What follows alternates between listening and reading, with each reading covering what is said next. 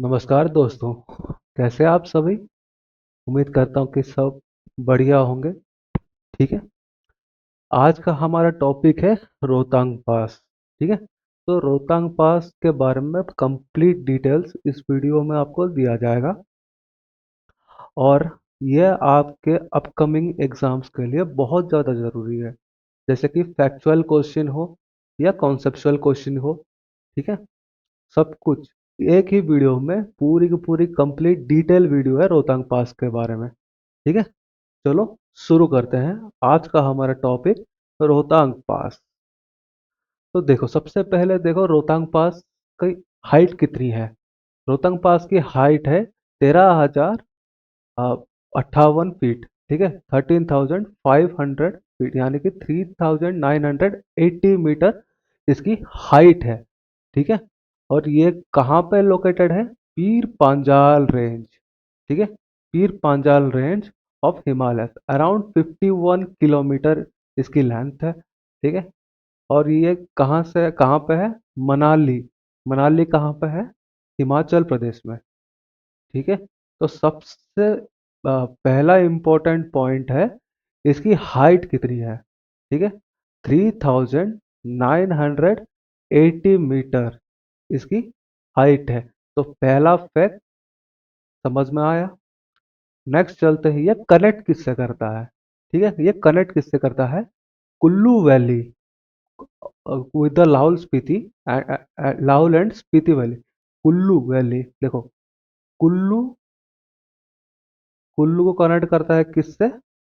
लाहौल और स्पीति वैली से। Lahaul and Spiti valley से। स्पीति वैली। ठीक है। तो इस ये कनेक्ट किसको किसको करता है? कुल्लू को लाहौल और स्पीति वैली से कनेक्ट करता है। ठीक है। नेक्स्ट चलते हैं। देखो, कुल्लू जो है, ये प्राइमरी क्या है? ये Hindu religious centre, Hindu culture है। यहाँ पे कुल्लू पे क्या है? हिंदू कल्चर है।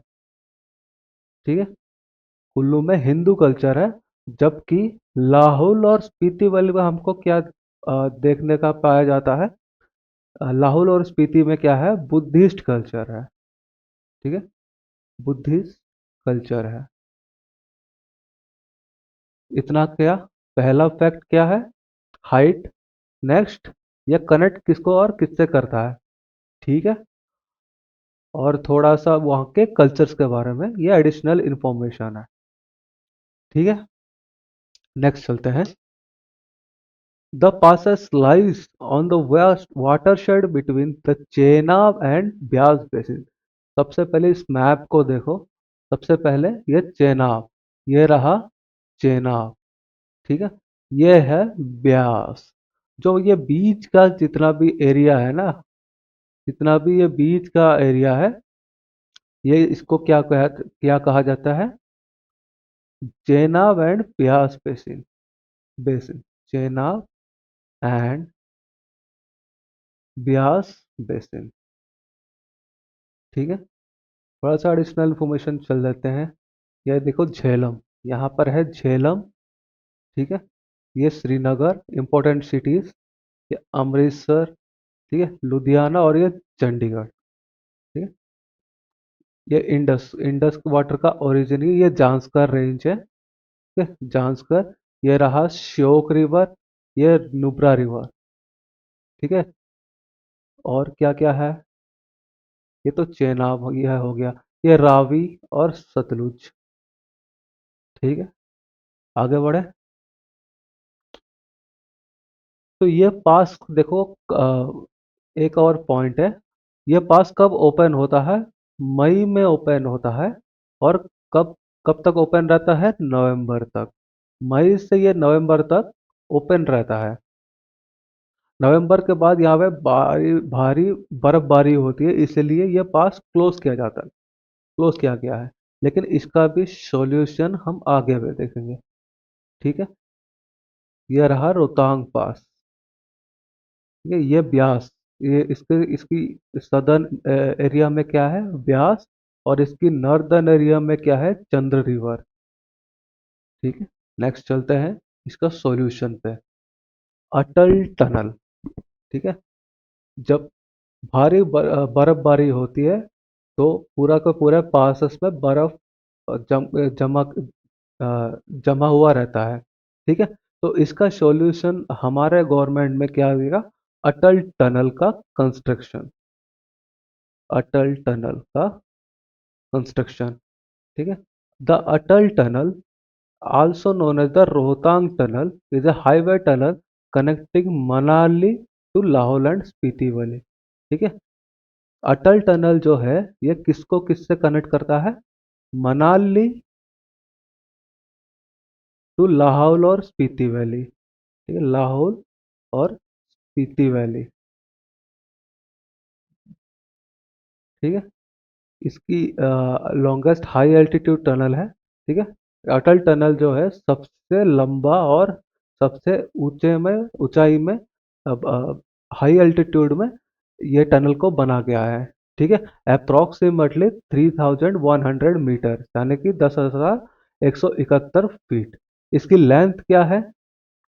9 किलोमीटर, 9.02 किलोमीटर, अप्रोक्सीमेटली हम 9 किलोमीटर ही मानते हैं। ठीक है, एल्टीट्यूड तो 3100 मीटर है। ठीक है, कंस्ट्रक्शन किसके द्वारा बनाया गया है? Border road organisation. ठीक है, पर्पस क्या है?